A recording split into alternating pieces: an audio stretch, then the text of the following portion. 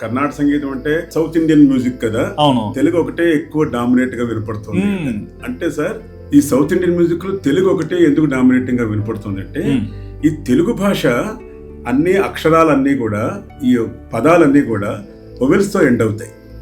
అంటే ఏమని అన్నమాచార్య కీర్తన ఉంది అనుకోండి, ఏమని నీలో ఈ ఉంది, చెప్పుదమమ్మా మా ఆ, అంటే ప్రతి పదం కూడా వొవెల్స్ తో ఎండ్ అవుతుంది.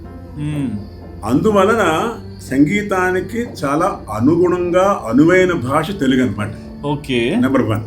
నెంబర్ 2, మన వాగ్గేయకారులు అందరూ కూడా అన్నమయ్య తెలుగువాడు, రామదాస్ తెలుగువాడు, త్యాగరాజ స్వామి వారు, శ్యామశాస్త్రుల వారు, అందరూ కొంతమంది తెలుగువారు కానివారు కూడా, ఈవెన్ పట్నం సుబ్రహ్మణ్య గారు, వేణుగుప్పయ్య గారు, ఇలాంటి కంపోజర్స్ అందరూ అంటే వాగ్గేయకారులు అందరూ కూడా తెలుగు చాలా అందంగా ఉంటుంది, తెలుగు భాష వాళ్ళు తమిళియన్స్ అయినప్పటికీ కూడా సంగీతానికి చాలా అనువుగా తెలుగు బాగుంటుందని చెప్పి తమిళియన్స్ కూడా తెలుగులో రాశారు. సో దీనివల్ల ఏంటంటే ఒక 90% కాంపోజిషన్స్ మనకి తెలుగులోనే ఉంటాయి.